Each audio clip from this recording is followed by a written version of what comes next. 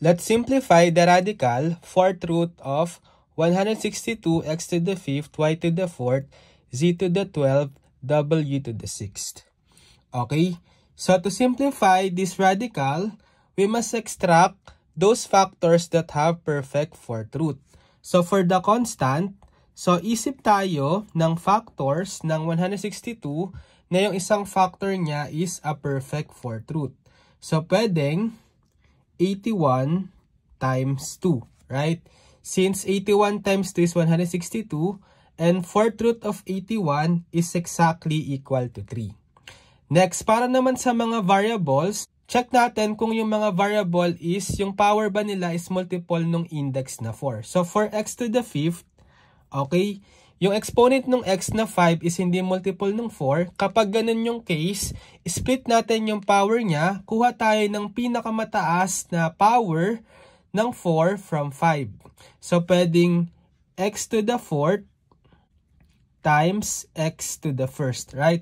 Yung 4 yung pinakamataas na multiple ng index na 4 from 5. And then meron pa tayong isang exponent for x kasi total of 5 yung exponent, 4 plus 1, that's 5. Next, for the y, okay, check natin kung yung exponent ba ng y, which is 4, ay multiple ng index na 4. Obviously, yes. So kapag multiple siya, wag na natin gagalawin, copy na lang natin as is. For z to the 12, check uli natin kung exponent ba ng z, which is 12, ay multiple ng index na 4.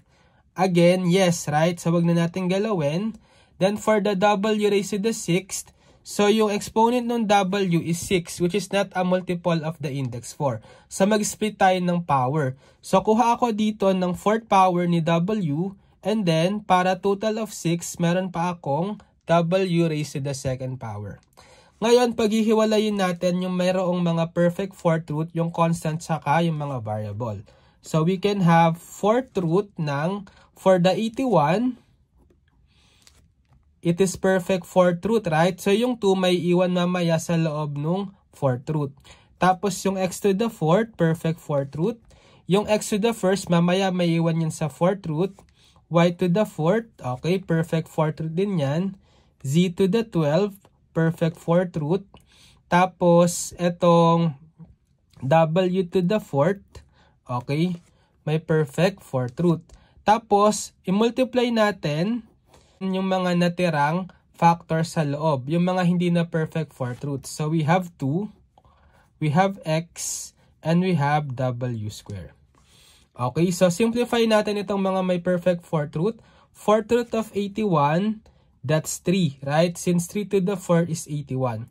Para naman sa mga variable, ang gagawin lang natin is copy the same base and divide the exponent by the index. So we have 4 divided by 4, that's 1, or simply x na lang, right?